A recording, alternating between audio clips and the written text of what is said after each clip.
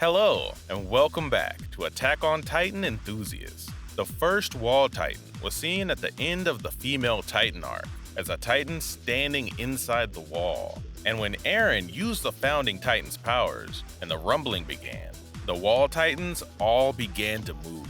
In today's video, we'll talk about the truth behind the Wall Titans, who were awakened to cause the rumbling.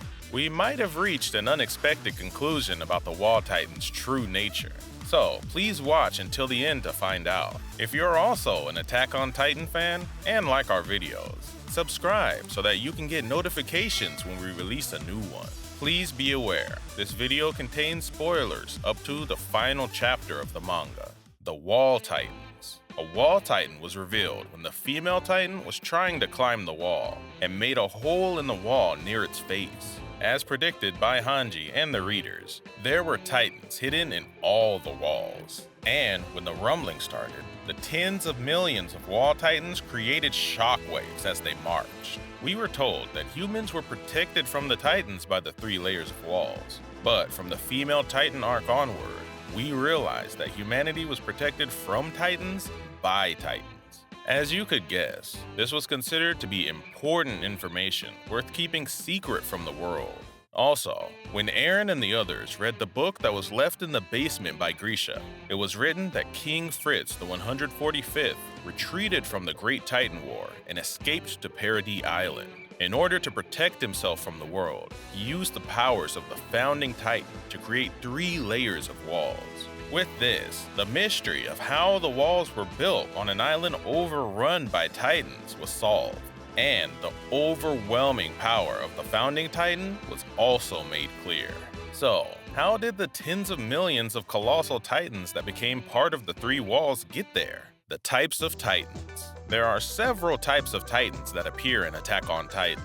First, there are the pure Titans, who are the most common, and they lack any kind of intelligence. Also, they're always active, except during the nighttime. They continue to move by sensing where humans are in order to eat them. They also have amazing regenerative abilities that allow them to quickly grow back any part of their body when injured. When they get full from eating humans, they just throw everything up. In order for a pure Titan to return to human form, it has to eat a Titan shifter. Once it eats this type of human, its human form will come out of the Titan's weak spot, the nape of its neck. This is why the weak point of a Titan is the nape of its neck. Next are the abnormals, who are different from the normal Titans because of their unpredictable behavior. Sometimes they show no interest in humans, and other times they only seek out places where there are many humans. In Erwin's long-distance scouting formation, this type of Titan is very difficult to kill. In fact, there's a theory that the reason for the abnormal Titan's behavior is that they are Titans that are being manipulated by Eren from the future. The next type of Titan are the intelligent Titans, the 9 Titans, which all have special powers like the Armored Titan or the Colossal Titan. Unlike other Titans, these are humans that can shift into Titans anytime by their own will. Because they keep the intelligence of the humans that they come from, these type of Titans are much more dangerous than the pure Titans. However, since the core of these Titans is a human, they're dependent on the endurance of their human bodies. For example, the Colossal Titan takes a lot of stamina to use, and can usually only transform once per day, which is said to be one of their disadvantages. The next type are the previous generations of the 9 Titans, who were created by Eren when he activated the founding Titan's powers. These old heirs to the 9 Titans appear to have been reborn from the bones of Eren's founding Titan.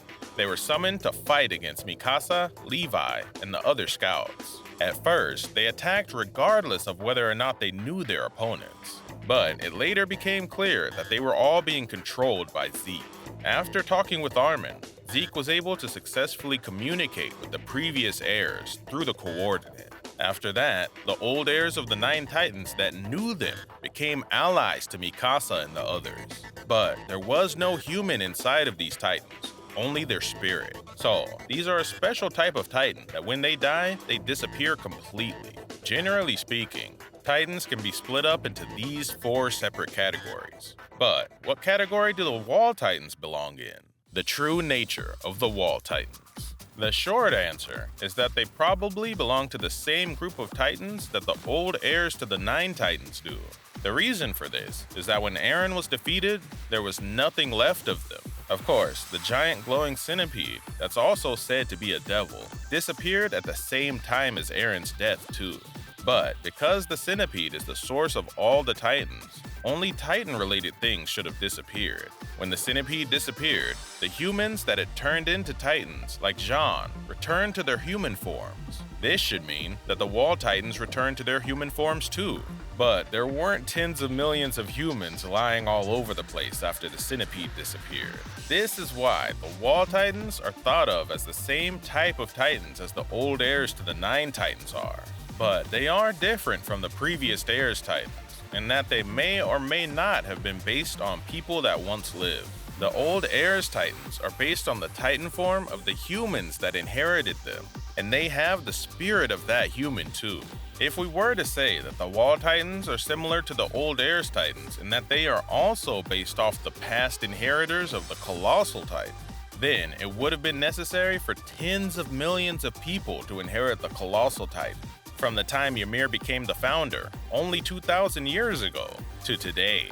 This is why it seems unlikely that the Wall Titans were created based on past heirs to the Colossal Titan. Also, even if you disregard the fact that these Wall Titans didn't have skin, the faces of these Wall Titans were all very similar, so they must have been made just to protect the wall. The Wall Titans stopped moving the moment Zeke was killed. This means that Eren, who lost access to the royal blood, was unable to control them any longer.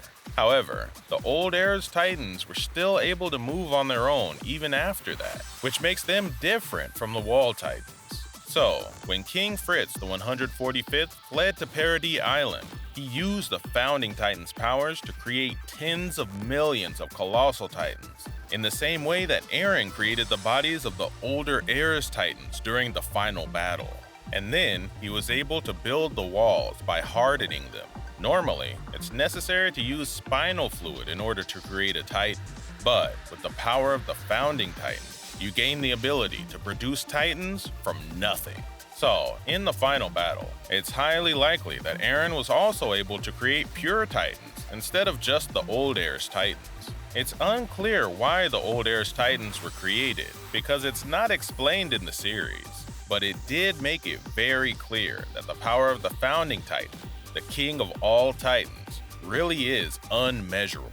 The Wall Titan's behavior. In the female Titan arc, the face of a Wall Titan was revealed through a gap in the wall. Pastor Nick, who knew this secret all along, told the scouts to make sure the Titan never saw light. This Titan that peeked through the gap in the wall and moved its eyes as a reaction to the smallest amount of light also showed that the Titan was alive. The Wall Titans didn't actually move though until they were activated by Eren's Founding Titan powers. So, that makes me wonder, if the wall had been destroyed and the Wall Titans were fully exposed, what would they have done? I don't think the Wall Titans would eat humans, since they don't need to return to their human forms. But after becoming a hardened part of the wall as a result of the Founding Titan's powers, they were no longer being controlled by anyone. Because of this, maybe they would try to move from their lined up positions and cause the rumbling, since a Titan's natural instinct is to kill humans. This situation never actually took place in the story, so it's unclear what would have happened.